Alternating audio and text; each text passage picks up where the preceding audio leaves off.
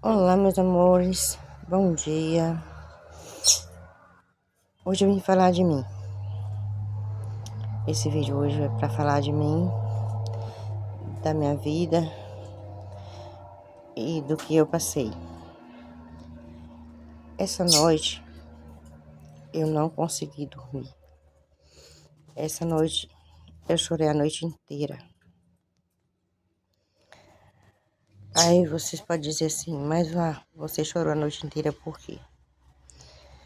O que aconteceu foi que eu tava assistindo o vídeo daquela bebezinha, daquela mãe, e me fez eu lembrar de um passado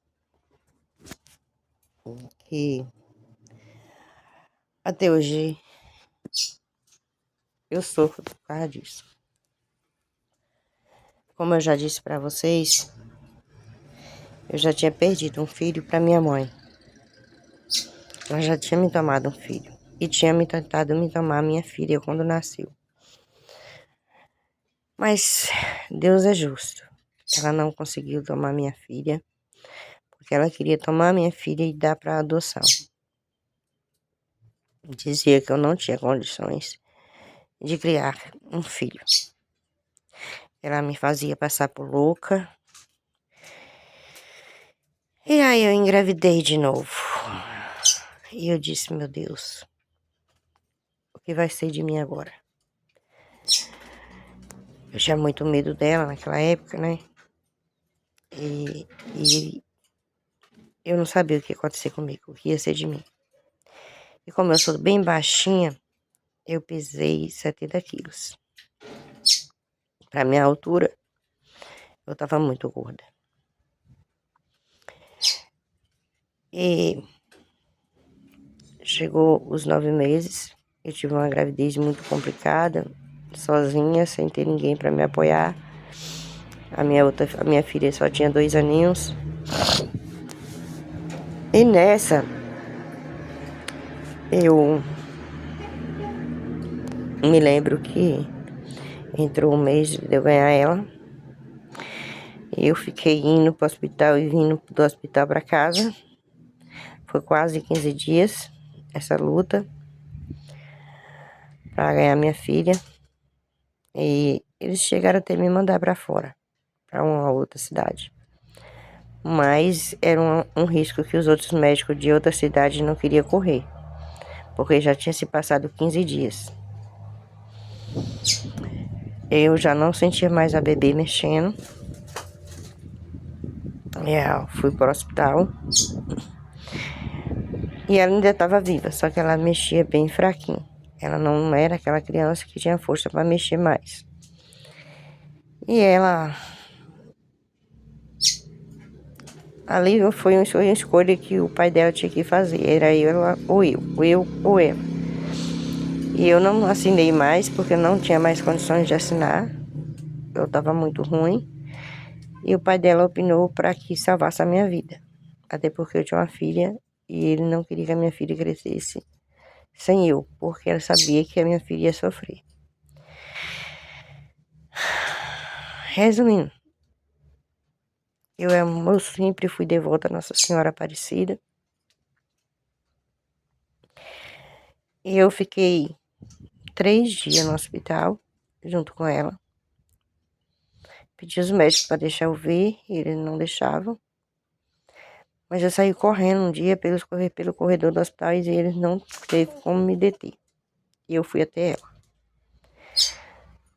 Eu posso dizer para vocês que eu vi uma cena na minha vida que eu não quero que ninguém vê. Eu vi a minha filha tão pequena, lutando pela vida, lutando para sobreviver. E foi ali que eu botei o joelho no chão e pedi a Nossa Senhora Aparecida. Se fosse para ela ficar sofrendo daquele jeito, que eu preferia que ela levasse. Mas é assim, eu sabia que um pedaço de mim ia com ela. Eu tinha certeza que minha vida não ia mais ser a mesma. E aí, eu voltei pro quarto e eles me deram muito remédio, eu fiquei dopada. Aí quando foi a tardezinha, ver a notícia que ela tinha falecido. E aí, eu vi o mundo virar pelo avesso. E aí, eu falei que eu ia embora pra casa, eles disseram que eu não tinha condições de ir pra casa ainda. Eu falei, eu quero ir pra casa, eu quero ir pra casa. Eu não quero ficar aqui sem minha filha. E eu acabei indo pra casa. E chegando lá, a minha mãe disse assim, essa aqui eu vou dar tudo. O enterro dela sou eu que vou bancar, porque ela não vai estar aqui pra sofrer. E ali eu entendi que o meu sofrimento para minha mãe, todo o sofrimento que eu passasse seria pouco. Ali eu entendi que minha mãe, ela não gostava de mim de jeito nenhum.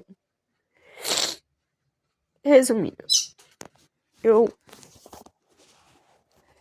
me lembro que o pai dela tinha pedido pra minha mãe que minha mãe tirasse as coisas dela de lá da casa para que eu não chegasse e encontrasse nada dentro da casa. Mas ela não fez isso. Pelo contrário. Ela foi lá, trocou o lençol do berço, arrumou o bercinho dela, deixou a banheira dela dentro do berço, deixou o sabonete, toalhinha dela dentro do berço. Parecia que a minha dor fazia ela ficar alegre, feliz. E eu pedi a vizinha para tirar as coisas de lá, porque eu não estava mais suportando olhar aquelas coisas e saber que a minha filha não estava ali. Mas o pior ainda estava por vir. A minha filha, a outra filha minha tinha 2 anos. E eu entrei em uma depressão pós-parto. Eu entrei em uma depressão que durou 6 meses. Sozinha, com aquela criança dentro da casa. Eles não estavam nem aí. Que se eu acontecesse alguma coisa, que eu tinha que assumir tudo. O que acontecesse era por conta minha. E a depressão, gente, principalmente a depressão pós-parto, é uma voz que ecoa na sua cabeça tão forte que às vezes você fica tonto, desorientado. E foi quando eu comecei a ouvir aquela voz que mandava eu tirar minha vida, que mandava eu tirar a vida da minha filha, que não me deixava dormir, que não me deixava comer e que não me deixava viver. E era uma voz que era o tempo todo na minha cabeça. Eu comecei a ficar lá de fora da casa. Eu deixava a menina dentro de casa, trancava a porta e ficava lá de fora. E pedia, Nossa Senhora Aparecida, me ajuda, não me deixe nesse sofrimento. Não me deixa fazer nada com a minha filha, não deixa fazer nada comigo. E ali, eu sou devota de Nossa Senhora Aparecida por conta disso. Por conta que Nossa Senhora Aparecida, ela salvou a minha vida e a vida da minha filha. O meu joelho criou casca de tanto que eu ajoelhava. Toda hora que aquela voz vinha, eu caía de joelho no chão. E clamava Nossa Senhora Aparecida, clamava por nome de Jesus, e pedia para ele tirasse aquela voz da minha cabeça. Minha mãe, tira essa voz da minha cabeça, eu não quero fazer nada disso. Gente, desculpa. Desculpa, porque é muito difícil. E eu vi o olhar daquela mãe, aquele mesmo olhar que eu vi no espelho há exatamente 32 anos atrás. Gente, não é brincadeira. Não é fácil você ter uma depressão pós-parto. E você acha que Sara, não Sara, a gente que teve depressão pós-parto, vira e mexe, a gente dá uma recaída. Não é igual era antes, forte, mas dá. dá sim uma recaída de vez em quando. E quando essas recaídas vêm, eu clamo a Deus, eu clamo a Nossa Senhora Aparecida. Eu peço ela que tire essas coisas da minha cabeça, que me ajude. Porque, gente, é muito complicado. É muito, muito complicado. E eu me lembro que aquele cheiro da bebê ficou em mim. Por mais que eu tomasse banho, aquele cheiro não saía do meu corpo. Eu dei febre, eu dei íngua, meus peitos inchou, ficou uns negoção grandão de tanto leite que tinha. E eu olhava na minha casa em volta de tudo e não via minha filha. Até hoje eu não sei aonde que é o túmulo da minha filha, porque eu não tenho coragem de ir lá. É uma dor que, eu não sei, é uma dor muito grande que eu sinto. E quando eu falo da minha mãe e do meu pai, às vezes as pessoas pensam que é brincadeira, mas não é, gente. Eu fui muito maltratada pela minha mãe. Eu fui muito humilhada pelo meu pai. E eu perdi a minha filha. E eles estavam felizes porque eu tinha perdido a minha filha, porque eu estava sofrendo. A minha mãe, mas o meu pai, eles estavam felizes por me ver sofrer. E ela dizia que todo sofrimento para mim era pouco. Eu não sei o que eu fiz com a minha mãe, gente. Eu queria saber por que ela me tratou tanto mal esse tempo todo. O que eu fiz para ela, para ele. Eu não sei, gente. Eu não sei porque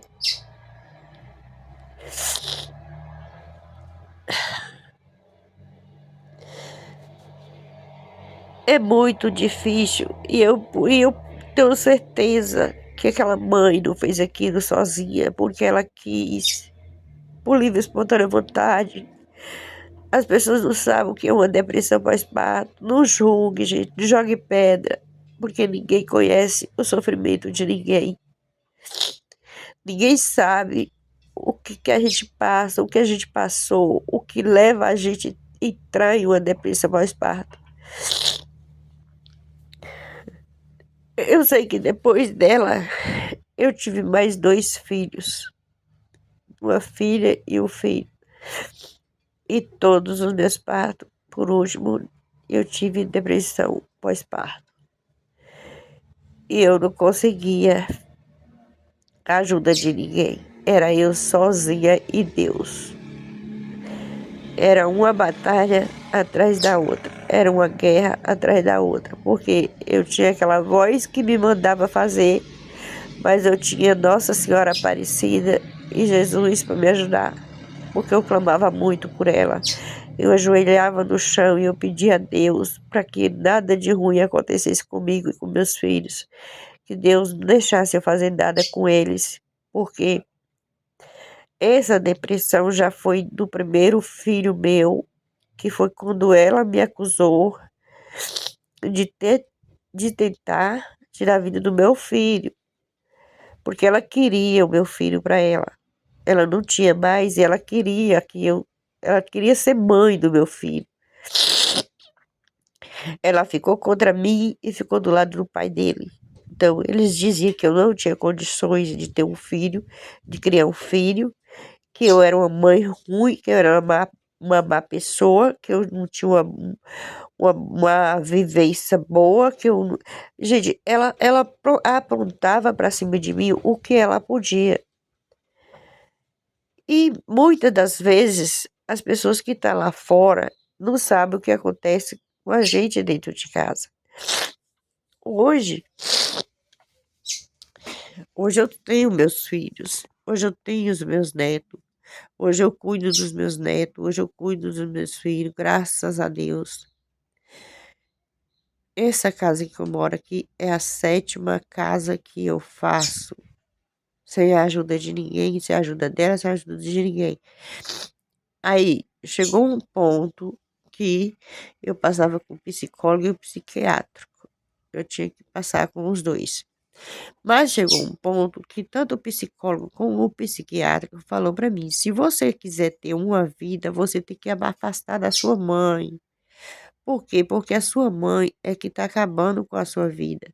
A sua mãe é o que faz você ficar com depressão, é ela que faz você se sentir tão mal, tão baixo, se sentir uma pessoa ruim. Não é porque você é uma pessoa ruim, é porque a tua mãe faz que quem tá lá fora acredita que você é tudo isso. Você tem que afastar da tua mãe. E eu pergunto, meu Deus, como que eu vou afastar da minha mãe e do meu pai? Eu já procurei até mesmo um padre da cidade. E ele me falou a mesma coisa. Afaste, perdoe e afaste. Porque se você não afastar, você vai continuar no mesmo dilema de sempre. E como você não quer mais isso, porque o que que acontece? As pessoas fazem a gente se sentir tão humilhada que você acha que você não tem capacidade para nada, e sendo que você tem capacidade para tudo. Então, eu não julgo uma mãe que teve depressão pós-parto ou que tenha depressão pós-parto, porque eu já tive, eu já passei, eu já vivi isso. E eu nunca tive ajuda de ninguém. A minha ajuda veio de Nossa Senhora Aparecida e de Jesus, que foi a quem eu dobrei o joelho várias e várias vezes no chão para pedir socorro, para pedir ajuda, para me tirar daquele sofrimento. Gente, a minha depressão já chegou a tal forma que foi a última depressão, o último quadro que eu tive. Já acho que faz já quase 10 anos que eu tive esse quadro forte de depressão. Eu andava igual uma cangaceira. Todo mundo à volta de mim poderia me fazer mal. Todo mundo que estava em volta de mim estava me querendo me prejudicar. Eu sentava lá de fora da minha porta, eu tinha que estar com o facão na mão, com alguma coisa que eu, tipo, eu vou ser atacada a qualquer hora. Eu vou ser atacada a qualquer momento. Alguém vai me atacar. É por conta que a depressão é forte e a gente fica ali naquela situação. A gente, como eu, fui uma depressão causada por maus trato, desde criança fui maltratada, fui abusada, fui sofrida, fui magoada, aí veio casamento que não deu certo, veio mais outro casamento que aconteceu muitas coisas ruins, e aquilo, gente, eu tinha que me defender, eu não sei do que, mas eu tinha que me defender. Eu não sabia de que lado vinha um ataque. Então, na minha cabeça, eu poderia ser atacada a qualquer momento. Na minha cabeça, as pessoas que estavam à minha volta, todas iam me fazer mal. Tanto é que eu não tenho amizade com ninguém. Eu não tenho amigas, eu não tenho amigos. Eu não saio de casa. Eu não consigo ficar onde que tem muita gente. Porque aconteceu comigo. Isso tem 22 anos. 20 não. Isso tem 32 anos. Que a minha filha mais a outra filha minha tem 30 e eu tive a neném com 2 anos que eu tinha tido ela, então tem 32 anos. Eu tenho uma coisa assim comigo que eu não sei o que que é. Só que uma coisa que eu sei dizer para vocês é que a voz ecoa na nossa cabeça como se fosse um eco que a gente escuta. Sabe quando a gente está dentro de um lugar abafado, que a gente grita, que aquele eco fica rodando dentro daquele lugar fechado, que parece que fica preso aquele eco. Então é desse jeito que a gente escuta na cabeça da gente. É um eco horrível. É vozes tristes, é vozes que eu não quero que ninguém escute, porque é muito, muito, muito horrível. Hoje eu tomo vários remédios, não deixo de tomar os meus remédios, porque eu tenho medo de deixar de tomar os meus remédios e acontecer eu dar uma crise de novo. Eu tomo meus remédios, eu mexo com as minhas plantas, mas eu tô sempre contando para vocês alguma coisa que me toca, que me faz relembrar um passado, alguma coisa. Eu tô sempre contando para vocês, então eu peço a vocês, não julguem as pessoas, não jogue pedra antes de vocês saberem o que aconteceu, porque ninguém sabe a vida da gente como é que é. Eu posso dizer que eu sei que uma depressão pós-parto não é fácil, porque eu sou mãe e tive depressão pós-parto, não é nada fácil. Desde já, gente, eu agradeço a vocês. Curta, comenta e compartilha para mais vídeos. Desculpa o desabafo e o choro, porque às vezes tem hora que a gente não segura. Eu tô desde ontem assim, eu acabei chorando. Mas é isso aí, meus amores. Fica com Deus, curta, comenta e compartilha meus vídeos.